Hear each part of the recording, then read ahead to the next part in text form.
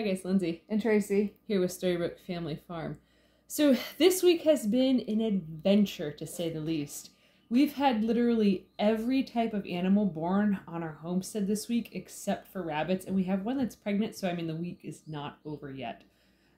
So do you want to talk about Rosie giving birth, or do you want me to?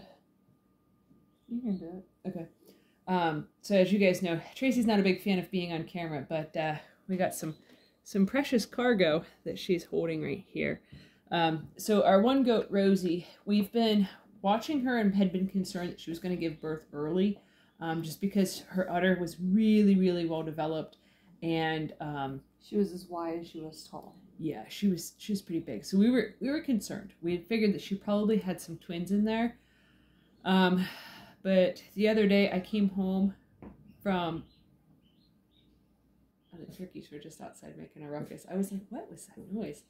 Stop it, Soph. So the other day I came home from actually mowing the neighbor's grass. She's been letting us mow the grass so that way we can bring the grass clippings here to help feed the ducks and the geese when they're in their paddock, and also to give the goats some too. So I came home and started distributing the grass to everybody, and I seen Rosie was kind of off by herself, acting really strange, and then when she turned around, I had seen that there was blood coming out of her, and I was like, oh boy, this is not good. So I went inside and seen that she was definitely in active labor, so I pulled her out into the barn, into the coop area that was where the ducks and geese were staying at. Thankfully, in the past week, actually 2 days prior to that, was when we got the duck and goose coop finished enough that they could start living in there. This past week, Tracy's been helping me every single day after work to try to get that coop thing finished. It really, really shocked me that it took that long and that much work to get it done. Part of it was because of how far it was from the house, which had, some of my saws and stuff at. And, building something that's on a trailer that's moving constantly is very, very difficult, especially when you have animals and livestock running around on a ladder. But see, fussing. He's just snoring a little bit. But so I brought her into the part of the barn that the ducks and the geese had been sleeping in, and she was freaking out pretty bad. So then I had to bring her sister Daisy in because Daisy was also freaking out because they are never separated from each other at all. And then next thing I knew, Rosie jumped up onto the shelf that she normally sleeps on, which is kind of like hidden behind the stanchion, and wouldn't come out of there, and I ended up having to get Tracy to come out because Tracy has much more animals giving birth experience than I do. So that was, I thought you were going to say something because you had breathed in like you were going to... I was chuckling because at least these guys don't hit you in the chest when they come out and knock you over. Yeah, that's true. They're not cows. Yeah. Tracy's grandparents were dairy farmers, so she has a lot of experience with dairy cows, not goats. But it's not too much different. It's not... Smaller scale. Much smaller. You can fit them in your pocket still. Yeah. So she had to come out because I was freaking out because the first one came out. Rosie was not trying to clean it, trying to break the sack. I was like, oh my God, I am not. We weren't around whenever the goats last year gave birth, and last year was terrible for us. It was very traumatizing for us because we had 2 does that gave birth, and one of them died from complications after giving birth. So we were really nervous coming into this. Rosie was also a new mom. She also was the smallest goat we had, and she was also the whitest goat and was the first one to give birth here. Whole bunch of scary things. So the first baby came out. After it came out, that's when Tracy got out there, and we actually ended up being on the phone with the lady we originally bought our goats from because she was kind of there for moral support and to walk us through what the heck we should do because I was really, really in a panic. I worry about the animals a lot more than I probably ought to, but it is what it is. But so, first one came out. Tracy had to bust open the sack, only to find that it was a stillborn, and it was quite large. And then the second one came out. That was also a stillborn. It was not fully formed. It didn't have eyes yet. It didn't have genitals. So I mean, it didn't have hair. Yeah, it didn't have any hair at all. It was really. It looked like it just quit developing. Yeah. Like a month or so ago. Yeah, it was really small too.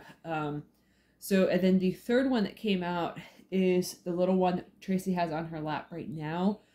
His mom has been doing the best that she could to try to take care of him, but he is really Very tiny. small. Like, he was half the size of the bigger goat baby that was born, that we thought maybe there was a chance to save.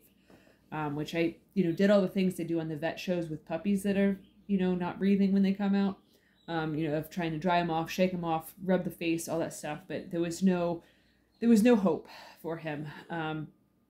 But so this little guy, we have affectionately named him Rocky. And he's very, very milk drunk right now. And he got nice and warm and toasty, so he's like out. Yeah. Yeah, so this little guy, we've named him Rocky because he's a bit of a fighter and he's got pretty big fights to go still. So we actually had to bring him in just a little while ago because today it's a very dreary, rainy, cool day out. It's only like in the 60s today, and it is simply too cold in the barn for him. Like, we cannot get him to eat in the barn. We've been partially bottle feeding him his mama's milk, but I've also tried to help him nurse from his mom, which I think that he's figured it out a little bit. But he's way too cold. Every time that we've gone in there, he's curled up in a little ball and not shivering, but definitely feels cool to the touch. So we decided that we really needed to just bring him in to try to give him his best chance. But so in saying that, I have had to start milking his mom because, obviously she was developing enough milk for 3 babies. He can't eat that much because he's about half the size of a normal Nigerian goat baby. So, I mean, he can barely even fit the nipple in his mouth. Like, he's very tiny. I honestly have thought about trying to use one of them little kitten bottle feeders to see if we could get him to nurse better on that. But so he has pooped. He has eaten. He is able to walk now. The first day that he was born, he was not even strong enough to stand up. So now he's, walking around, following his mama around in the pen a little bit. And his Aunt Daisy, he's been following her around at nighttime too. I'm surprised he hasn't tried to suckle on her because she's like super chill with him. But so for today and probably tomorrow, we're going to keep him inside because it's, obviously a lot warmer in the house than it is in the barn.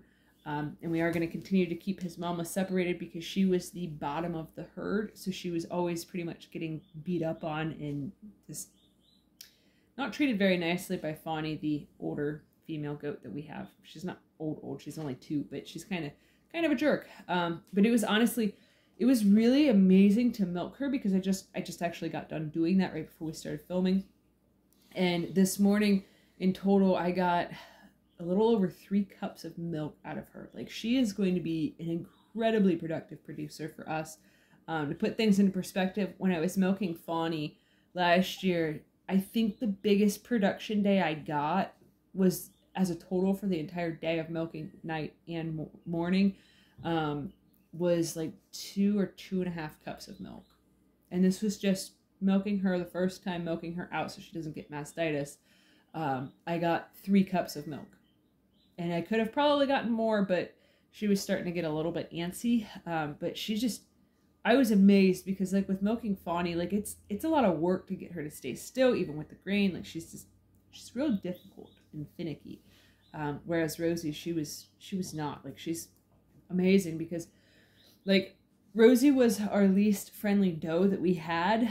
She was actually kind of, like, partially afraid of us a little bit. So I was kind of really worried about her giving birth first too, especially having complications, because I'm like, okay, like, she's not the friendliest, she's not the nicest, she's not the most handleable. Don't see anything, they must have already gone by. I bet you our turkeys are across the road. Probably. Because of how that vehicle slowed down and almost stopped. So I'm going to end this here because of the fact that I got to do that. Oh, anyways, the other things that were born this week. We had, on the day that he was born, we had, before that we had turkeys hatch. The day that he was born, we had 2 ducks hatch and a goose. So we have our first gosling on the farm hatched out. No, the gosling hatched yesterday. Was it yesterday? Yes. Okay. And then 2 more ducks yesterday. Yeah, and 2 more ducks yesterday. And then today we actually had some chicks hatch out. So we have like a gazillion broody hens. So that the little chicks, they were just out in the barn. I did not get that curtain shut all the way. For it being a very rainy, dreary day, it's actually kind of bright right now. But yeah, so pull him out of the towel so we could show everybody just how tiny he is, because he is way... He's not gonna like this. No, but that's okay. He'll get over it. So. Here, hand him to me. So he is super duper teeny tiny. So he is about half of the size of a normal Nigerian dwarf goat when they're first born. So it's definitely concerning.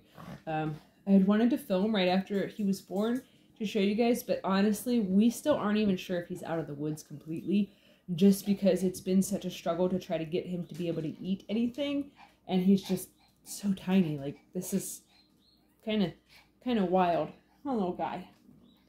Huh. But yeah, I'm gonna cut this off here so that way I can go chase the turkeys back onto our own property so they don't get ran over. So if you guys are enjoying this content, please give this video a thumbs up, share it with your friends on social media, and if you haven't already, please subscribe to help us grow. We'd greatly appreciate it. Alright, thanks for watching. Have a good one, guys. Bye.